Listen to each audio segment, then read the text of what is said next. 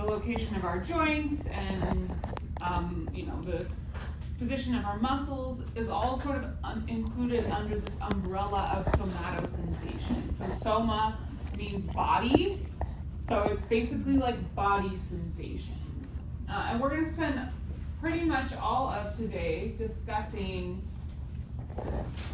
more kind of cutaneous sensations, so things that are happening on your skin. So when something touches you, you get the sense that it's hot or cold, or there's a lot of pressure, or I can feel the texture on this wall. All of that is information coming by something touching your skin.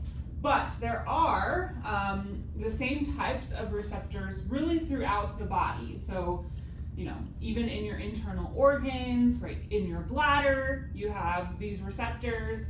When your bladder's full, they stretch and they tell you that information. Sometimes you have your joints hurt or your muscles hurt or your stomach hurts, whatever reason. There's all of the things that we're going to talk about today also relate to what we would say are more like visceral sensations. But somatosensation really is talking about the somatic sensory system, and that's involving all these things both on the surface of our body, on the skin, and kind of in our internal environment as well. Okay? So these, in that sense, somatosensation is a little bit unique compared to the other senses we've discussed, right? With vision and sound and taste and smell, right? We all have an organ that helps us do that. With somatosensation, we have these receptors really distributed all throughout the body. Now, our skin is an organ that helps us do this, but right, it's not like localized in one spot. It's kind of distributed throughout our entire body, right? And so, like I said, if you touch something, right, you can notice it's is it hot or cold? You can notice texture. You can notice sharpness of things. If something touches you, you can notice the difference between light pressure and really heavy pressure. And all of that happens because of different receptors in the skin. So that's what we're going to discuss. And it's the brain that takes the combination of all these different receptors that are sending that information up that allow us to really perceive what we're touching or feeling, things like that.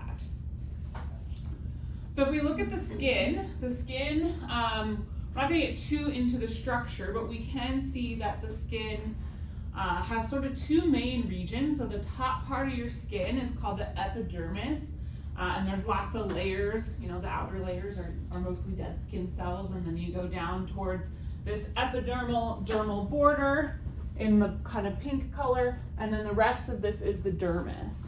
All right. We also have hairy skin and glabrous skin, which is just non-hairy skin. Right, so if you look at the back of your hand, even if they're not very prominent, there's hairs there. If you look at your palm, there's no hair. So that's the difference between our hairy skin and our glabrous skin. And with that, there are some differences in the distribution of these mechanoreceptors depending on the type of skin. And so this diagram is kind of attempting to show that a little bit. Right, so if we look at this little section of the skin, we see a lot going on, right? Our skin is protecting our body. It's making kind of an inside versus an outside. It is preventing evaporation of fluids from the body, but it's also giving us this direct contact with our outside world. And that's because of all of these different types of mechanoreceptors, right? Once again, a mechanoreceptor is going to be sensitive to mechanical stimuli. So you should think, stretching or, bending or even strong pressure is something that could activate these mechanoreceptors.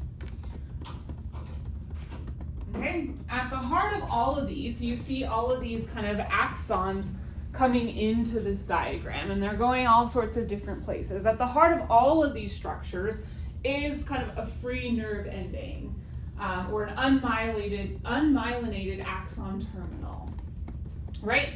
And so we do have some nerves, our free nerve endings, that's the end of the story. The ends of the nerves, they kind of just stretch up into the epidermis, and they're hanging out waiting there, right? These have a big role in pain.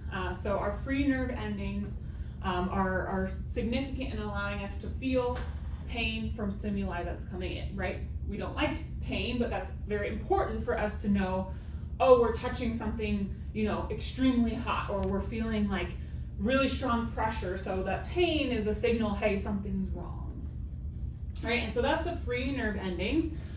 We also have nerve endings that wrap around hair follicles, or sometimes they're just sort of parallel with the hair follicle, right? This is why if you pull a hair out, it kind of hurts, especially some places more than others, but it's because there's little nerve endings wrapping around there. You pull a hair out and now you're just sort of activating those nerve endings, and you sense that as pain. All right, then we have over here some unique kind of nerve endings, and they have a little circle on top.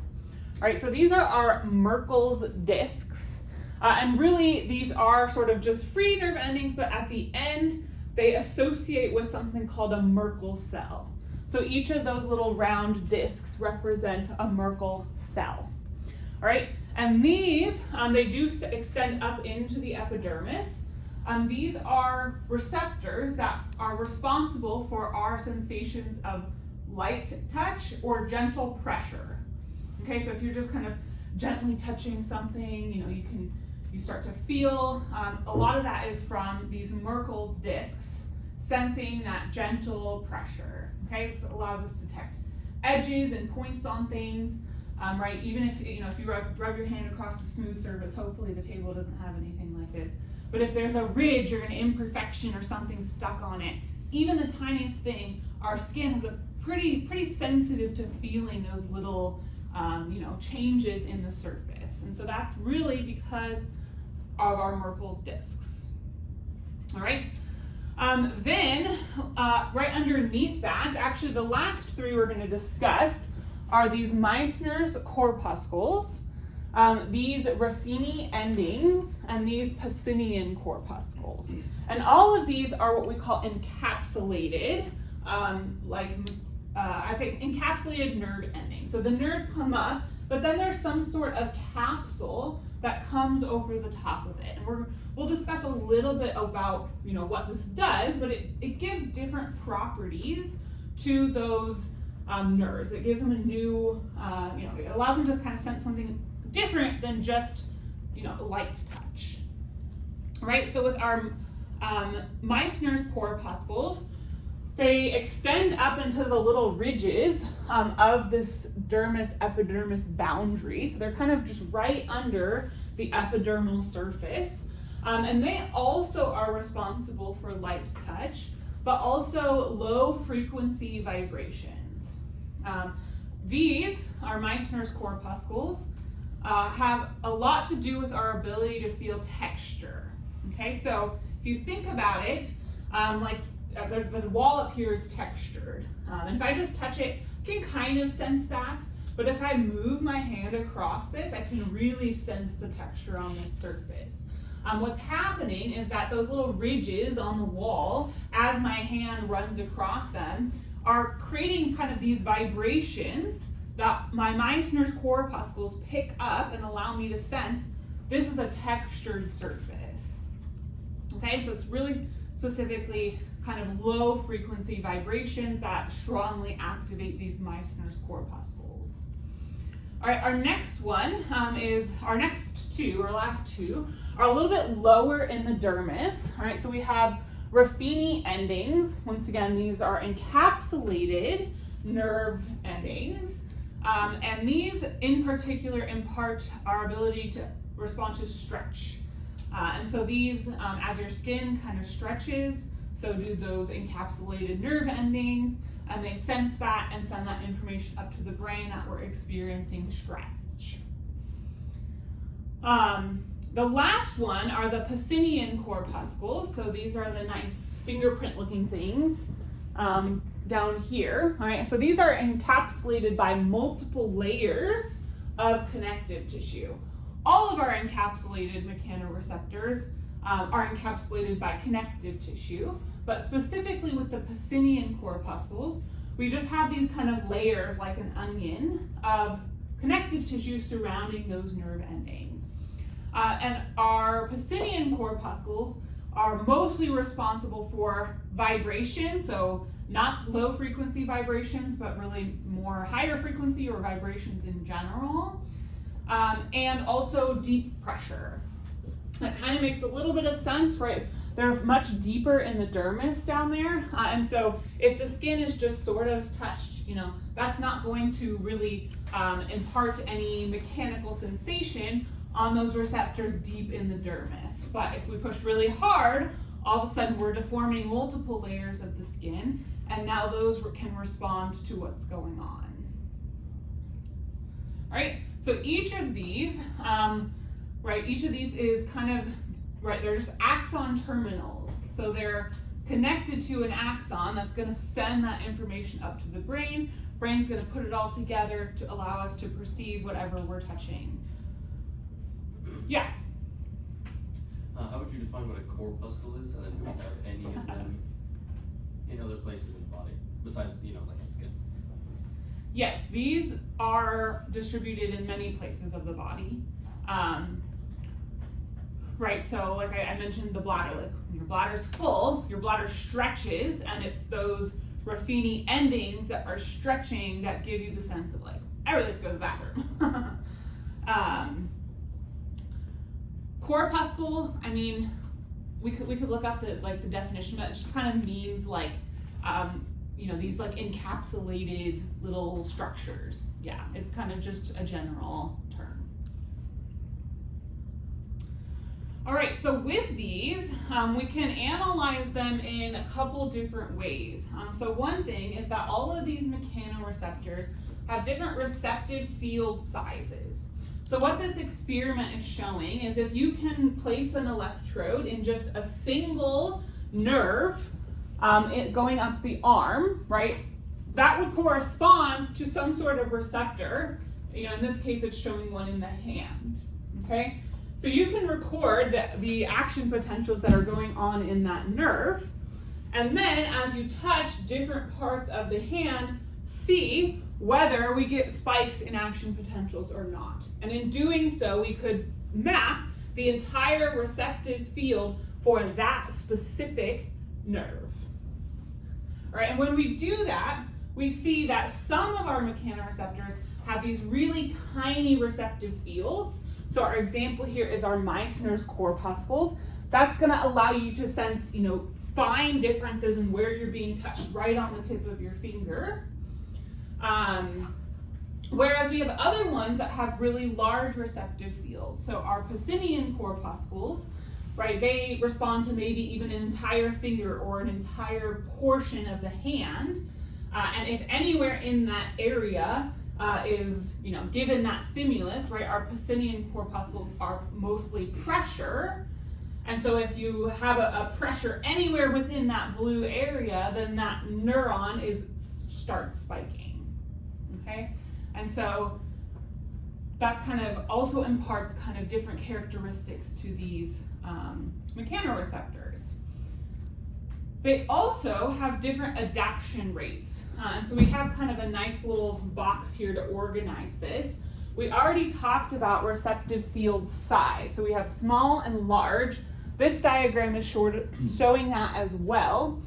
Basically, our Pacinian corpuscles and our Ruffini endings have relatively large receptive fields compared to our Meissner's corpuscles and the Merkel cells, or the Merkel discs, that have really small, more pinpointed receptive fields. With that as well, we can talk about adaptation. So some of these have really rapid kind of adaptation to the stimulus. So for example, our Pacinian corpuscles may be sensing deep pressure or a vibration, and when that sensation quickly, when it first occurs, those receptors send out lots of signals about, we're receiving pressure. But in the case of a Pacinian corpuscle, if that stimulus is continuous, so that stimulus, continues for this period of time, kind of adapts to that stimulus and it stops sending out signals, right? On the other hand, we have the Ruffini endings, and they're the opposite. They're slow adapters, meaning, yes, once the signal occurs, those Ruffini endings are sending out a lot of signal, but as long as that stimulus is there, it's still sending out quite a robust signal. It may slow down a little bit, so compared to here, we're a little bit slower, but as long as that stimulus is still there, it's going to continue firing. Right, and so those are our two large receptive field mechanoreceptors, and then there are the two small that each one of them, our Meissner's corpuscles, they're rapid adapting, and then our Merkel's discs are slow adapting, okay?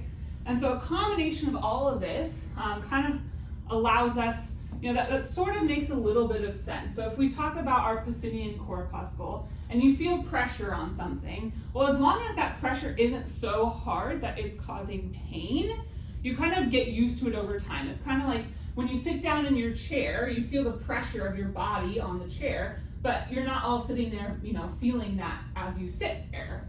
If you draw your attention back to it, okay, you might be able to feel that pressure, but those receptors are kind of adapting to your stimulus, because it would be a lot of extra brain information for your brain to constantly be telling you, okay, you're feeling pressure, pressure, pressure, unless of course that pressure reaches a level where instead we're activating pain receptors.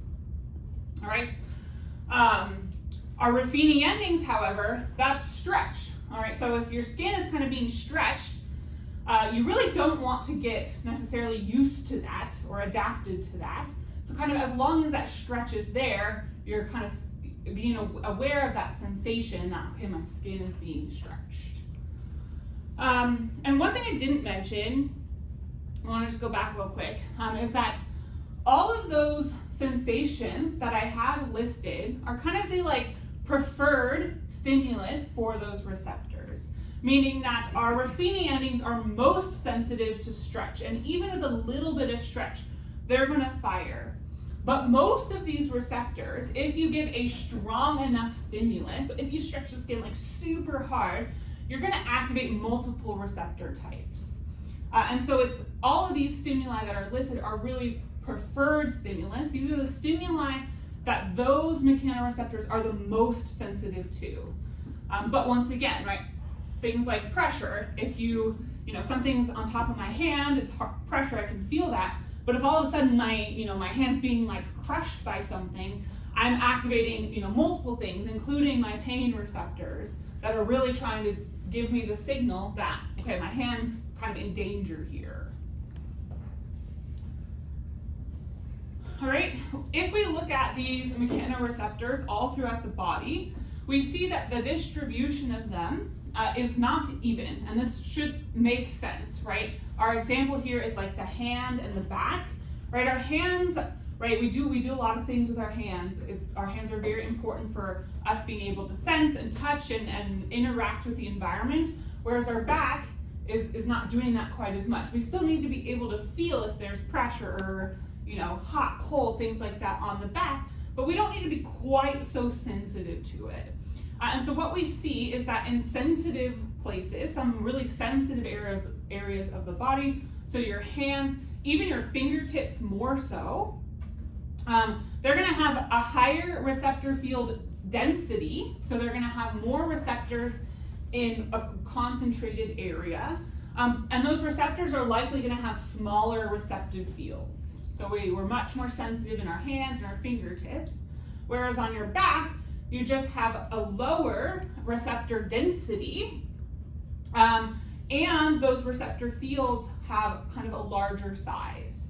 And so we don't need to be as specific when we're feeling sensations on our back versus our hands. So those are the first two bullet points there.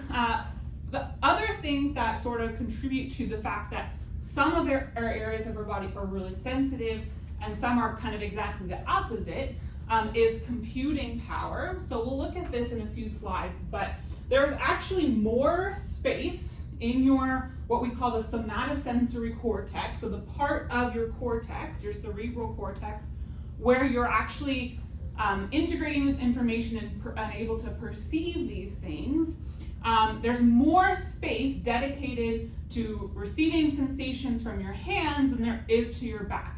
Even though your back is a much bigger structure, right, we have so many more receptors and so much going on at our fingertips that we actually have more space in the brain dedicated to computing the inputs that are coming from really sensitive places compared to much less sensitive places.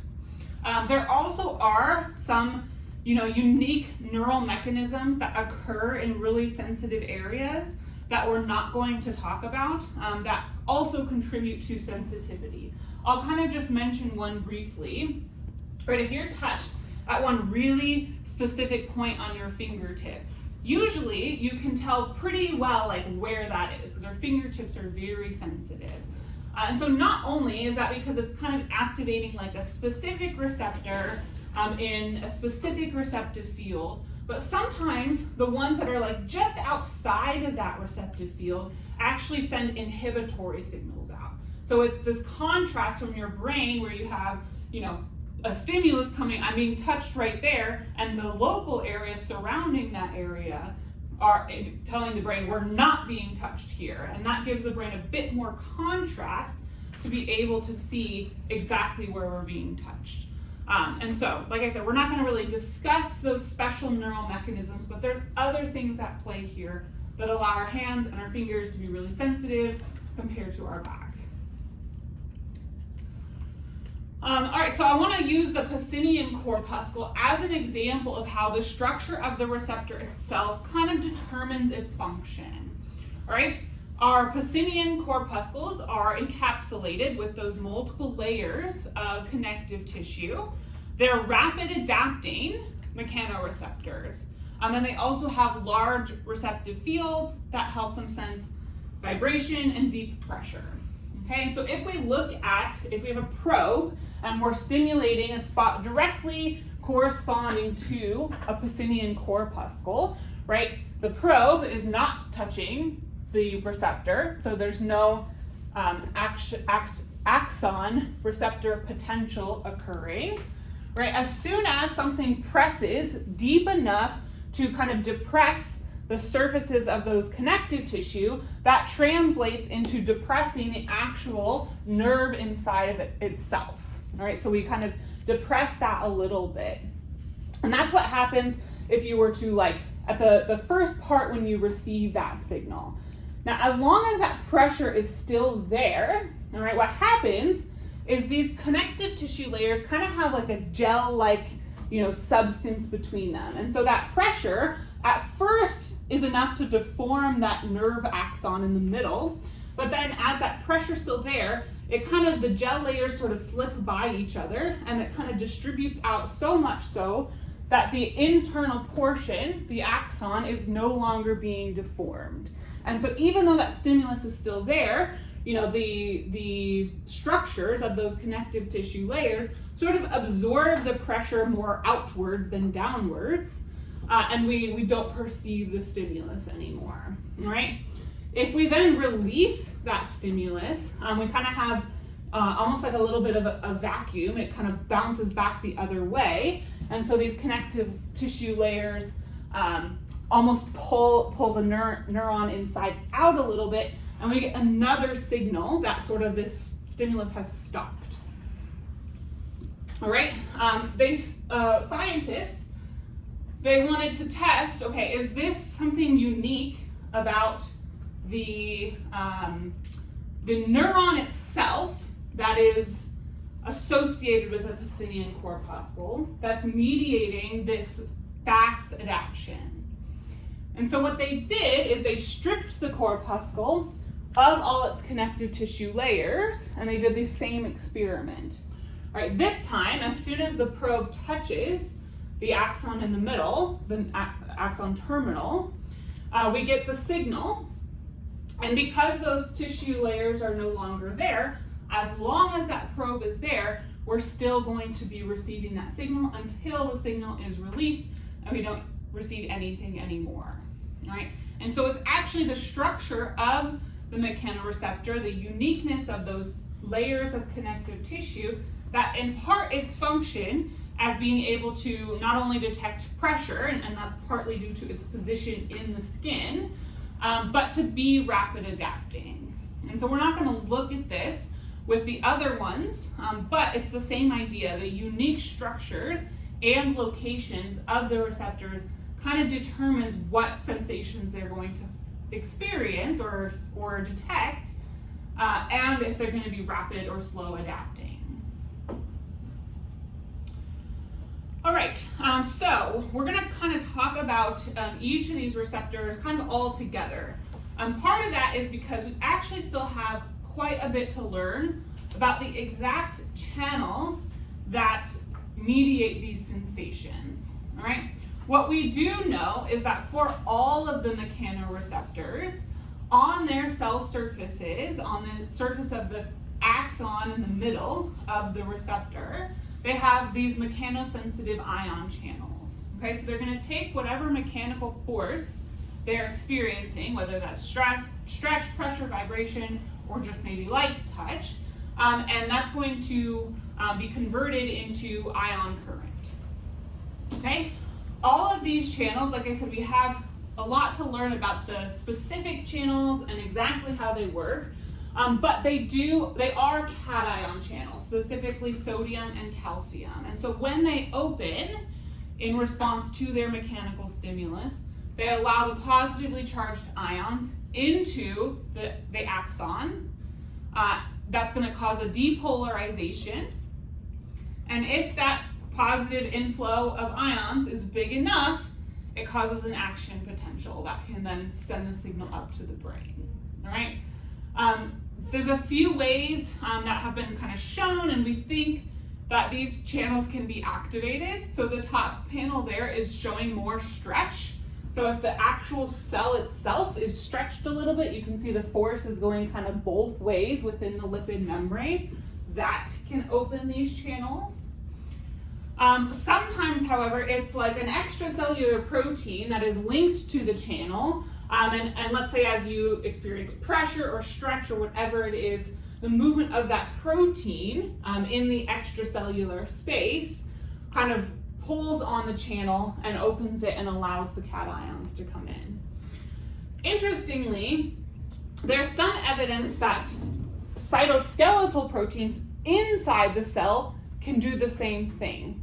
And so this would be like, our cytoskeletal proteins are responsible for the structure of the cell. They're also responsible for movement in the cell. So as activities are going on inside the receptor themselves, things can pull on these cytoskeletal proteins and also open those channels.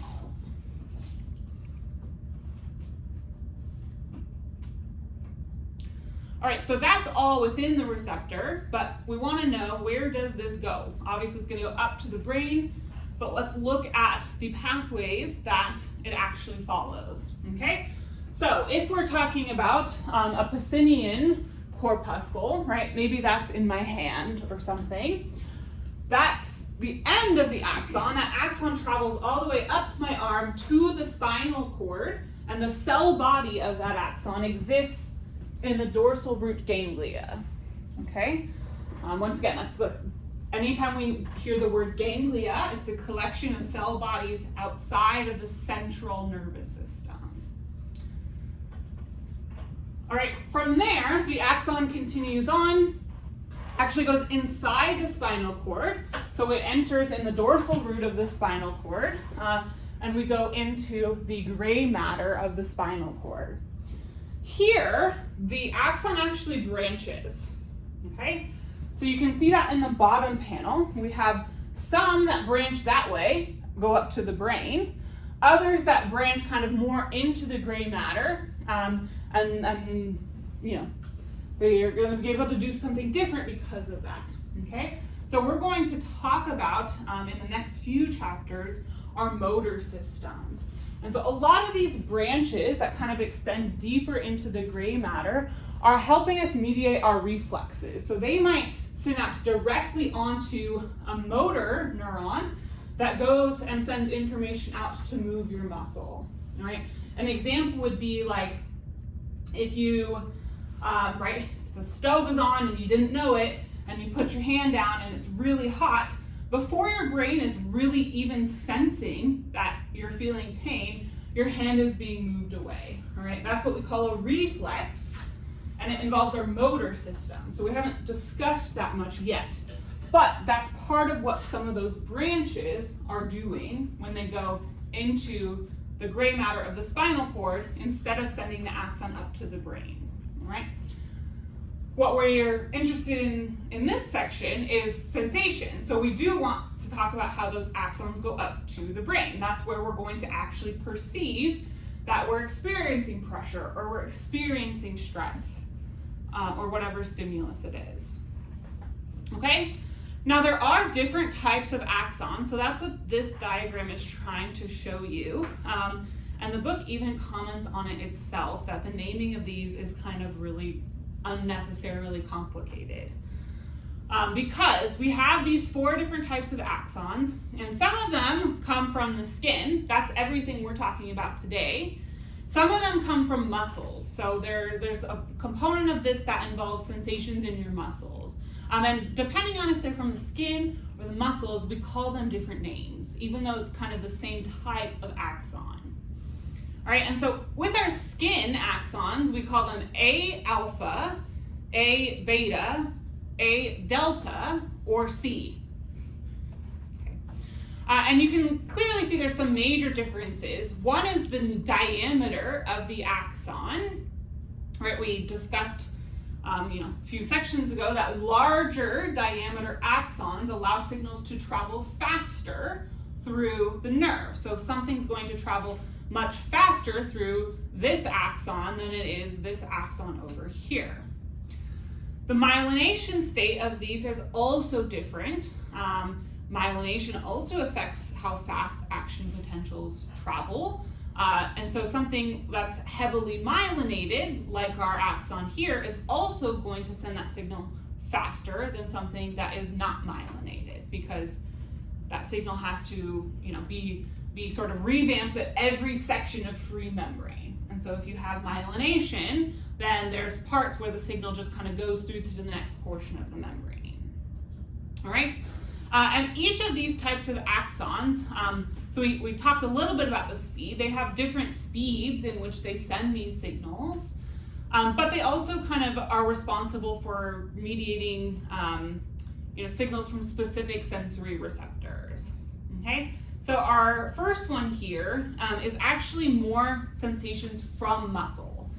So proprioceptors is something we haven't talked about yet, but those actually are really critical in allowing our brain to understand our body position in space. Okay, so it's about sort of more body position, but also we do receive sensations in our muscles. And so all of those would be mediated by these axons. Most of the stuff we're discussing so far are done by the A beta axons. Okay, and so our Pacinian, our Merkel cells, our Meissner's corpuscles, for the most part, are all going to send axons that look kind of like this. They're myelinated and they're a little bit larger, but they're not quite as large as these ones and quite as myelinated as these ones. Still, they're going to be able to send signals pretty rapidly. So this is in meters per second. So that signal can travel 35 to 75 meters per second. So that signal can get all the way from your toe to your brain, basically in a tiny fraction of a second. Now, pain and temperature and itch, we're going to briefly discuss those today. They have very similar mechanisms to our mechanoreceptors, but they use these different axons to send signals. And so the consequence is actually pretty large, right? These C-type axons are 0.5 to 2 meters per second, right? And so if something's going from my toe up to my brain, right, that's going to take maybe a second or a couple seconds for that information to get there. That's kind of an interesting thing to think about. I was just doing some research on this because it's like, why would pain take longer to get to your brain than like touch? And so I think there's some of this we're not quite clear on exactly why that works, but we're also finding new evidence that pain is maybe not just mediated by these, and that there's some pain signals that are mediated by these quicker axons, but there's some that are slower, and part of me thinks maybe that's part of kind of like sustained pain responses, are maybe those slower signals, but that's just kind of a guess. Okay, so from receptor, let's say it's in my finger or my toe, that axon travels all the way up through my arm or my leg to the spinal cord. The cell body of that axon exists in the dorsal root ganglia. It branches. One of those branches sends information up to the brain to allow me to perceive that I'm being touched on my finger or I'm being touched on my toe. Okay? And so if we look at the spinal cord, we have all these different spinal segments, right? From the cervical, to the thoracic, to the lumbar, to the sacral spine. Each one of these has a corresponding dorsal root ganglia on the side of it, on both sides. Okay, and so the information from different parts of our bodies enters the spinal cord at different locations on, at different dorsal root ganglia all the way up the spinal cord. And so we can kind of separate the body out into what we call dermatomes. And basically these are an entire area of the skin or this body surface that send all of the information through a single dorsal root ganglia. Okay, and so you can see the body here is sort of separated out. It's a little hard to see, but these are labeled by the same labels of our spinal cord. So it would be like C1 for cervical 1, C2 for cervical 2. And there's different parts of the body where that information gets sent up through those specific dorsal root ganglia, right? So if you, the consequence of that would be like if you were to have an issue with maybe one dorsal root ganglia or have a major injury and have something go on at one, you might you have a deficit in sensation in all the parts of the body that are serviced by that dorsal root ganglia. Notice our head here is not part of these dermatomes. So we'll talk, there's a little bit of a different pathway of how sensations from the head get to the brain. That kind of makes sense because it's really close to our brain, so it doesn't need to go down through the spinal cord and then back up to the brain. Okay, so we're going to talk about these two pathways. So the main one, all the ones that correspond to the information going into those dorsal root ganglia, is called the dorsal column medial lemniscal pathway. Okay, and that's carrying the information about touch, vibration, stretch, pressure to our brain. Right? And so the pathway is, right, our mechanoreceptor would be somewhere out here. All right, the primary afferent axon is extending to the spinal cord. Its cell body exists in the dorsal root ganglia. Okay, and then here we have what's called the dorsal column. So this is the white matter of the spinal cord. So in addition to the gray matter, we have all this surrounding white matter. It's basically just tracks of axons. So it's just this is just, by saying it's the dorsal column pathway, it's just saying it's taking the pathway that follows the dorsal column all the way up to the next, to the brain. Okay? The axons that travel up the dorsal column pathway synapse in the dorsal column nuclei, right? Once again, nuclei is just a cluster of cell bodies inside the central nervous system. So it's analogous to a ganglia, which is in the peripheral nervous system, okay? So, I mean, it's pretty incredible if you think about this, because our axon might have been mediating something in my finger, and that single axon is traveling all the way up to my spinal cord and through the dorsal column and finally synapsing in the medulla of the brain. All right. From here, the cell that the primary afferent axon synapses onto, cell bodies in that dorsal column nuclei, sends its axon through the medial lemniscus. Okay. This is also just a kind of prominent tract of white matter that kind of goes through the center of the brain stem. And so that's just a fancy way of saying, we're just trying to be able to give names to all these different structures so that we can actually talk about it in a coherent way. All that's saying is it sends its axon through the structure up to the thalamus, all right? Notice we've also crossed over the midline. These would be sensations coming from this side, they end up on the other side of the brain, right? As is common in most of our sensory pathways. That secondary axon or neuron here, what we would call a second order neuron, it's the second neuron in this pathway, synapses onto the thalamus, specifically the ventral posterior nucleus. Once again, nucleus or nuclei is just a collection of cell bodies in that specific part of the brain, and ventral posterior is just describing that it's in the ventral posterior part of the thalamus, right? From there, we send one more axon, so we synapse onto a new cell body, and we send its axon up to our primary somatosensory cortex, which we call S1.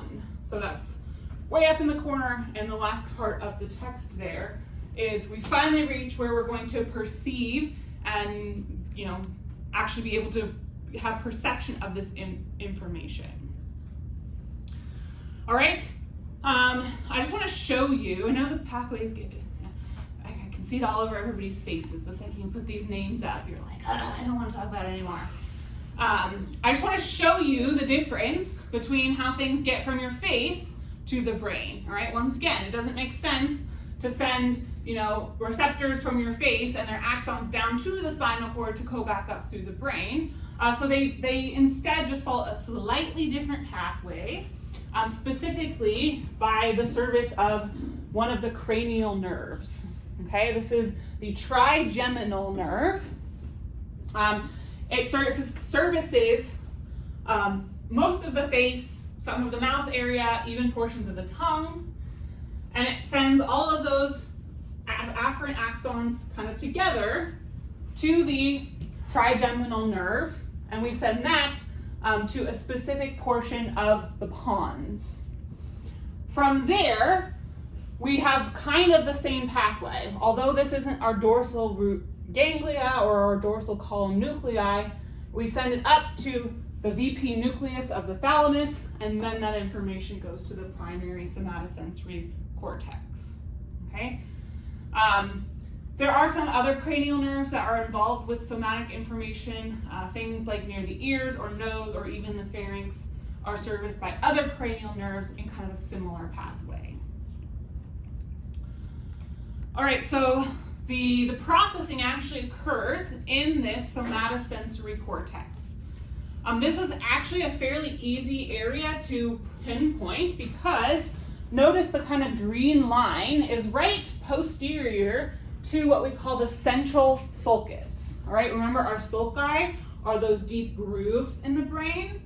Our central sulcus is a specific groove that separates our temporal lobe from our parietal lobe. So this somatosensory cortex is kind of the first ridge, the first gyrus of the parietal lobe. All right, we call it the post-central gyrus because it is directly posterior to the central sulcus.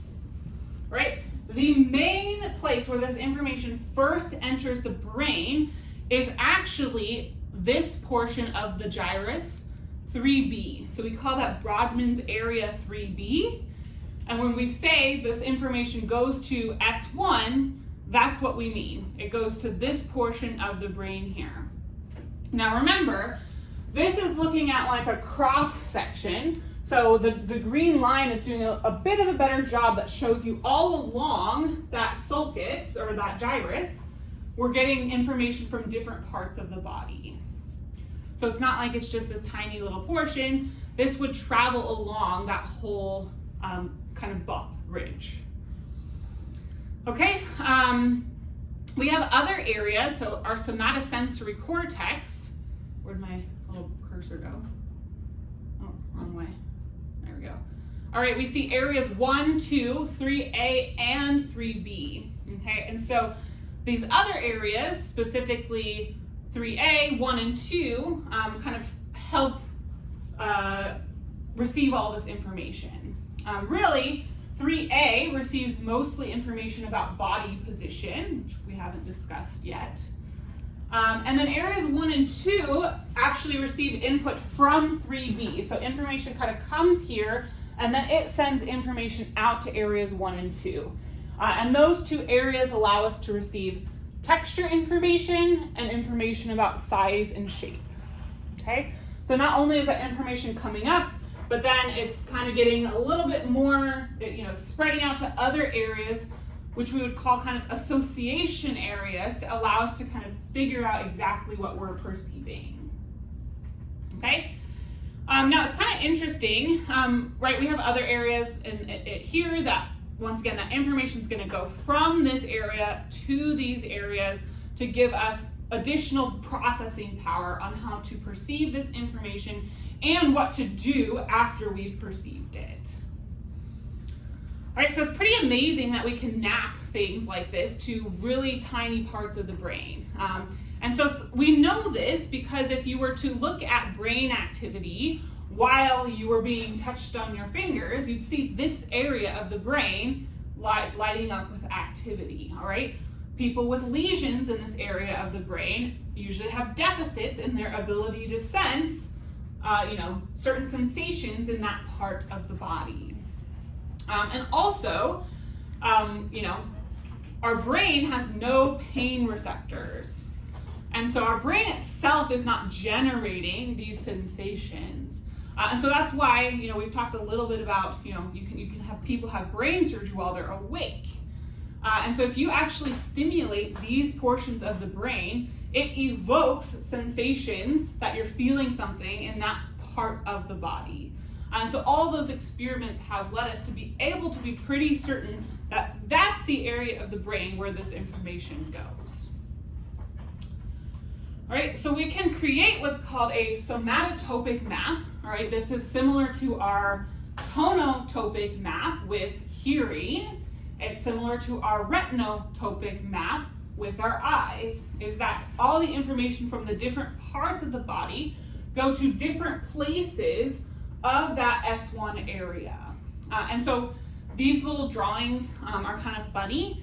It shows which areas of the brain are kind of serviced by, which areas of the body are serviced by that area of the brain. So for instance, information from your thumb is, coordinated and integrated at this part of your primary somatosensory cortex. They actually call these diagrams a homunculus, which is it means little man. And so they kind of say it's like the little man in your brain, helping you perceive these things. Obviously there's no little man there, but we can kind of, map the body onto these different parts of the brain. And we notice that some things are much more overrepresented. So for instance, right, our lips are very, very sensitive. So you have giant lips on this little man because there's a larger portion of the brain that's kind of dedicated to receiving that information. Right, over here we have a leg, and our entire leg is one little tiny area compared to our lip. Our thumb, that's a pretty big area given the fact that our thumb is a pretty small structure on the body. And so our more sensitive areas receive, have a higher portion of this sensory cortex that's receiving input, allowing us to get all that information that makes those areas so sensitive. So these are kind of fun to look at. Once again, it's called a homunculus. If you've heard about that before, it's just representing, this little man structure that our brain, we can kind of make the map. Interestingly, our textbook discusses the fact that most of this work has been done in mapping the male body, and so that there's not as much work done mapping the female body, which they say maybe we should call that a hermunculus, but I think that's kind of cheesy. I don't know. Interestingly, there's some plasticity to this. Okay, so if you want to read more about this, there's a section in our textbook. I didn't want to go into it too in depth. But what they did is they said, let's study these areas of the brain, and if we make some sort of manipulation, can they change at all? And so it's a little bit